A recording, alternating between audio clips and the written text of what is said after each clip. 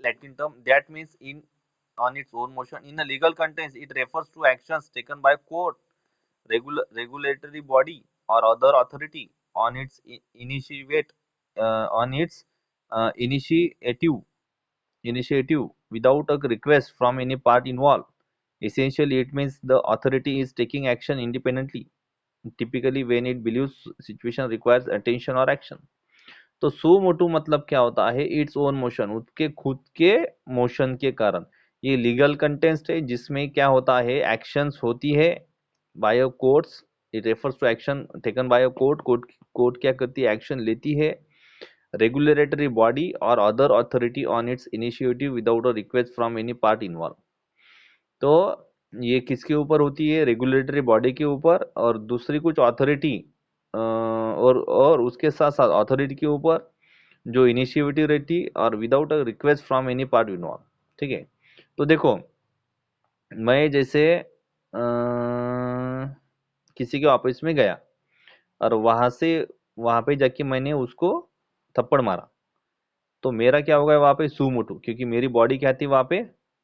थी, और मैंने उसको ओन मोशन मेरे खुद के तरीके से उसको पनिश किया या मारा।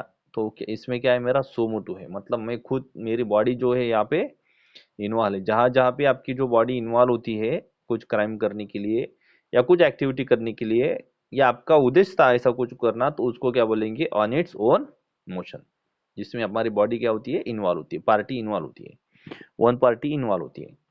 Essentially, it means the authority is taking action independently, typically when it believes the situation requires attention or action. उसको मालूम है मेरे ये करने के कारण उसको विश्वास है कि मेरे ये करने के कारण सिचुएशन क्या हो जाती है? एक तो अटेंशेबल हो जाती है और एक एक्शनेबल हो जाती है। अटेंशन मतलब मेरे कुछ काम करने से अटेंशन हो जाता है, मतलब दूसरे लोगों का मेरे तरफ अटेंशन हो जाएगा। ठीक है, और मैं जो एक्ट करूंगा वो क्या हो जाएगी? एक्शन हो जाएगी, ये उसको मालूम है। जैसे मैंने किसी के गाल पे थप्पड़ मारा, थप्पड़ मारने के बाद क्या हो गया?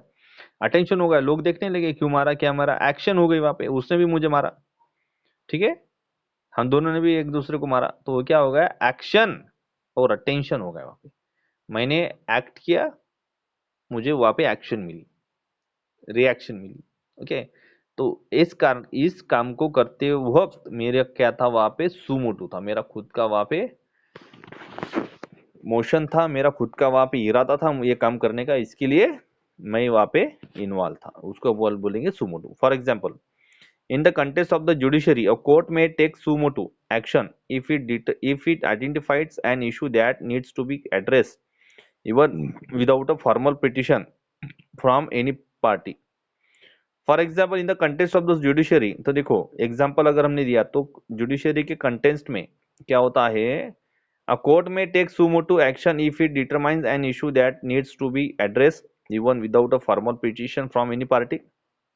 Similarly, a regulatory body may take suo motu action to investigate an issue such as violation of the regulation even no complaint has been made. तो देखो क्या है, एग्जाम्पल में हमने देखा कि कंटेंस्ट ऑफ द जुडिशरी, जुडिशरी का जो कंटेंस्ट है जिसमें court may take suo motu, court क्या करता है? सुमोटो लेता है एक्शन, मतलब सुमोटो की एक्शन लेता है if it identified an issue that needs to be address, जब उसको ऐसा लगा कि ये यहाँ पे क्या है? नीड्स टू बी एड्रेस, मतलब यहाँ पे एड्रेस करने की गरज है, तो वहां पे वो क्या करेगा? सुमोटो लेगा, मतलब वो उसकी जो बॉडी है वो खुद वहां पे इन्वॉल्व होगी, even without a formal petition from any party. Similarly, a regulatory body may take suo motu, जो रेगुलेटरी बॉडी है वो भी क्या करेगी? suo motu एक्शन लेगी to investigate an issue such as violation of the regulation even if no complaint has been made. जहाँ पे complaint नहीं मेड हो रही लेकिन यहाँ पे इशू क्रिएट हो रहा है, तो ये इशू क्रिएट होने के लिए जो बॉडी जो थी जिसके ऊपर हमको डाउट है या जिसके हमने रेगुलेटिंग बॉडी बोला है, तो वो बॉडी उस जगह पे एक्शनेबल थी क्या? वो बॉडी लाई गई थी या वो बॉडी इन्वॉल्व नहीं थी या इन्वॉल्व थी? ये सभी जो हमको देखना है, तो उसको बोलेंगे violation of regulations even if no complaint has been made. जहाँ पे कंप्लेंट नहीं इन्वॉल्व है फिर भी उसकी बॉडी इन्वॉल्व है, ठीक है, कंप्लेंट नहीं दी है लेकिन बॉडी इन्वॉल्व है, तो उसको क्या बोलेंगे? सुमोटो। ठीक है, सुमोटो मतलब ओन मोशन, खुद के मोशन के कारण। ठीक है, ये क्या होगा? ये अभी हमको सीखना है। नेक्स्ट टॉपिक कौन सा है? नेक्स्ट टॉपिक इज दैट, हम कौन सा पढ़ रहे हैं? कौन सा पढ़ रहे, ये पढ़ रहे हैं ना?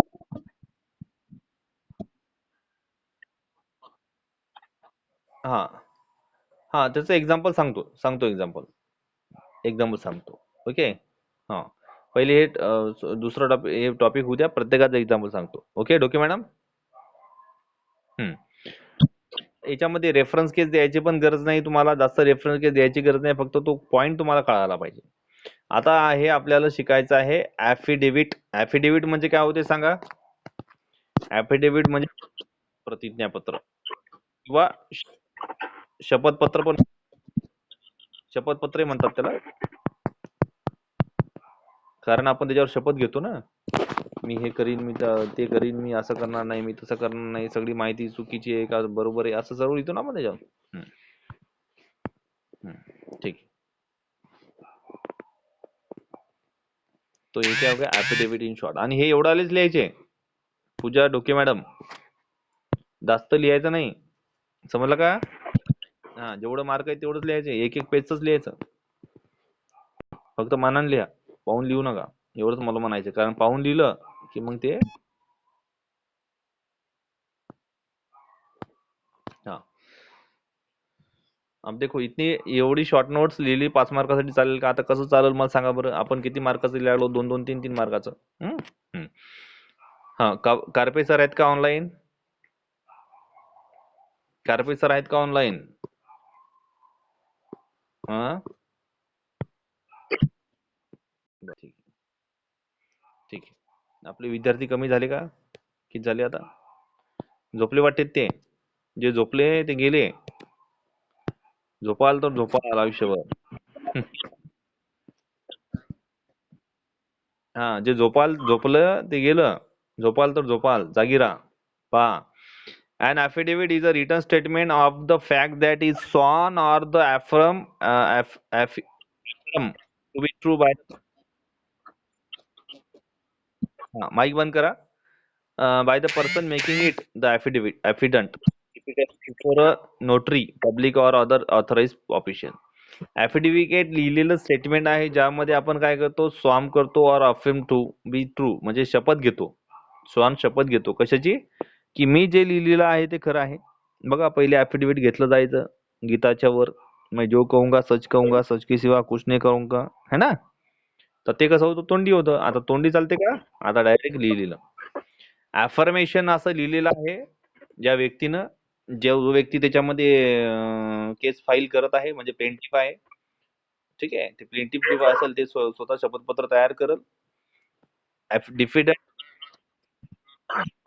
डिफेंडंट जो डिफेंडंट आहे तो तयार करेल का शपथपत्र? पण त्याला जर केस टाकायची असेल तर, म्हणजे त्यानं जर गुन्हा केलेला आहे त्याचं ते शपथपत्र करणार नाही. गुन्हा का नाही केला, मी केला नाही, याचं ते शपथपत्र करेल, म्हणजे ऍफिडेव्हिट बनवल. ठीक आहे. टिपली नोटरी पब्लिक ऑथराइज ऑफिशियल, जो व्यक्ती ऑथराइज आहे कायद्याने, जसं की वकील, वकील जसा का वकील, वकिलाच्या समोर. विद्या मॅडम, आपला माईक बंद करा please. Rani ma'am, Rani ma'am, mike बंद करा.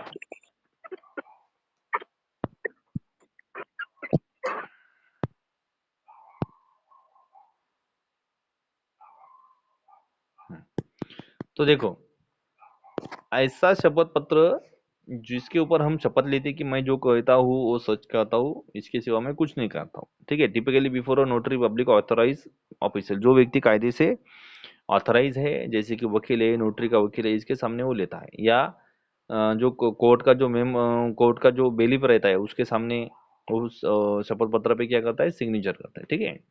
It is often used as evidence in the legal proceedings. The statement in an affidavit is made under the oath, meaning meaning the affidavit meaning the affidavit can be held legally accountable for the false statement. तो देखो ये क्या है, ये जो statement है, ये affidavit जो है, ये अंडर द ओथ, मतलब शपथ देके वो लिखा जाता है.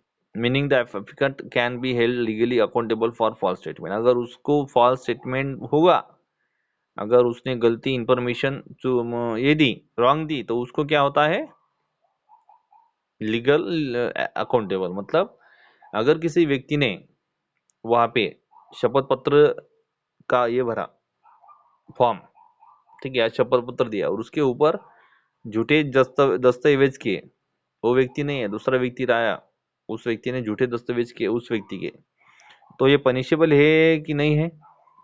हेलो, है कि नहीं है? जल्दी बताइए। हाँ, क्योंकि वहां पे फॉल्स स्टेटमेंट है, मतलब जो स्टेटमेंट है वो फॉल्स है, जो स्टेटमेंट दिया वो फॉल्स दिया, रॉन्ग दिया, इसके वजह से वो क्या है, पनिशेबल है। ठीक है, ये क्या होगा, एफिडेविट। अभी अभी नेक्स्ट क्या है, बताइए नेक्स्ट टॉपिक कौन सा है, जल्दी बताइए।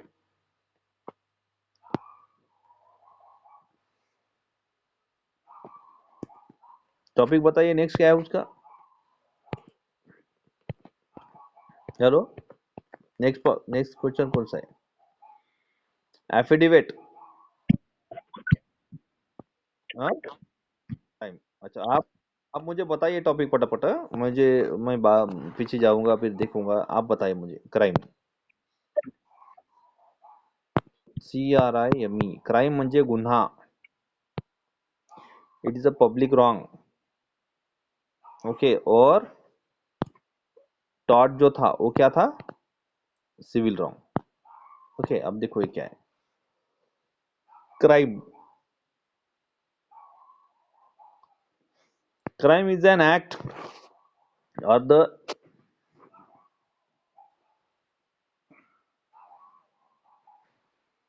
crime is an act or the commission of an act that is forbidden or the omission of a duty that is commanded by the public law and that makes the offender liable to punishable punishment by the law. मी काय म्हणलं होतं, crime is a public wrong, आणि taught काय होतं सांगा, taught काय आहे, कोणतं wrong आहे, सिविल रॉंग, और प्राइवेट रॉंग भी बोल देंगे जिसको, और ये क्या है, पब्लिक रॉंग। तो ये क्राइम एक प्रकार का एक्ट है जो कमिट होता है, जो एक्ट फॉरबिडन और the omission of a duty that is commented by the public law. Public law बोलता है कि ये आप काम मत करो, उसके वजह से आपको इम्प्रिजनमेंट हो सकती है अगर आपने ये एक्ट किया, ये आपका ओमिशन भी था ये एक्ट करने का।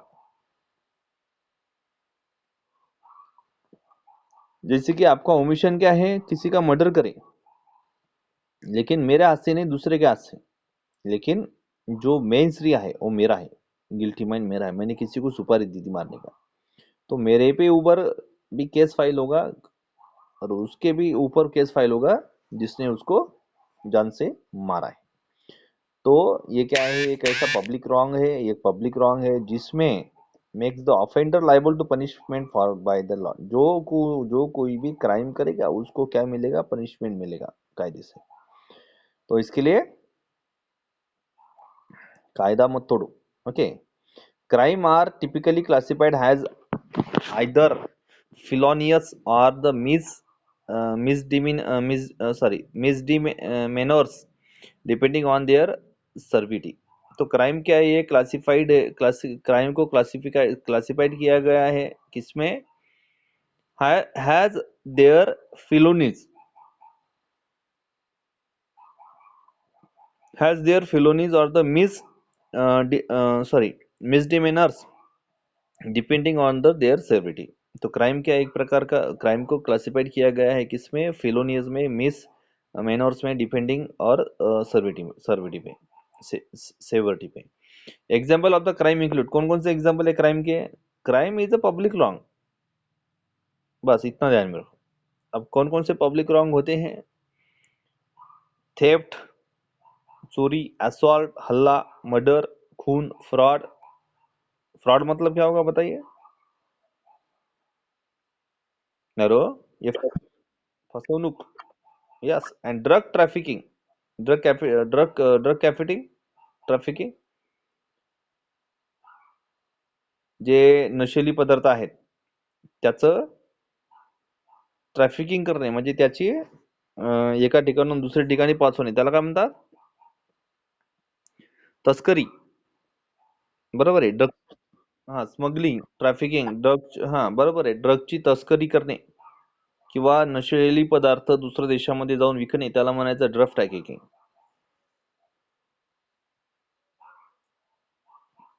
त्याला जर माहित झालं, सॉरी, तो कौन कौन से एग्जाम्पल है इसके? थेफ्ट है, चोरी है, असॉल्ट है, मर्डर है, फ्रॉड है एंड ड्रग ट्रॅफिकिंग म्हणजे ही तस्करी, ड्रगची तस्करी. The legal consequences of the legal consequences of committing a crime can range from fines and imprisonment to more severe penalties, depending on the nature of the crime and the laws of the jurisdiction. तो crime के ऊपर कौन कौन से punishment है अगर उसने अगर क्राइम किया तो? पहला है crime range from the finance, ठीक है, क्राइम रेंज किससे आता है? फाइनेंस से आता है. And imprisonment to more severe penalty, और जहाँ कभी मोर पेनल्टीज है वहां पे क्या करना है? इम्प्रिजमेंट करना. Depending on the nature of the crime and the laws of the jurisdiction, तो किसके ऊपर ये डिपेंड है? सीवियर पेनल्टीज के ऊपर. और किसके ऊपर डिपेंड है? Nature of the crime and laws of the jurisdiction. ठीक है, nature of the crime and law jurisdiction, इसके ऊपर वो डिपेंड है. तो ये क्या होगा? क्राइम. क्राइम क्या है? पब्लिक रॉन्ग, रॉन्ग इतना ध्यान में रखो. और फ्रॉड क्या है? Private wrong. ठीक है. नेक्स्ट कौन सा टॉपिक है बताइए? नेक्स्ट. हाँ, हाँ.